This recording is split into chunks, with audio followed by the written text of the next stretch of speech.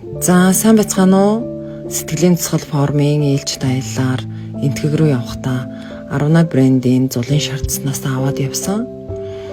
3-ыг авч явсныхаа нэгийг нь далайн өгшийн энэ бол намжил татсны ласаас ирсэн нандин шүтэнүүд дандаа хамгаалттай байдаг учраас ламд нөгөөд энэ алтан зүгцнүүдэд нь зул өргсөн. За дараагийнхын жүд татсан дээр өргсөн. Жүд татсан бол 700 жилийн түүхтэй нууц тарины татсан.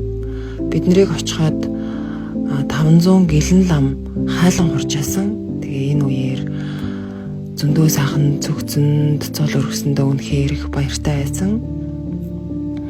Зулыг өргөхдөө хамаг амтан мөнхөгийн харанхугаас гэтлэг болтугай гэсэн ерөөлөөр өргөдөг.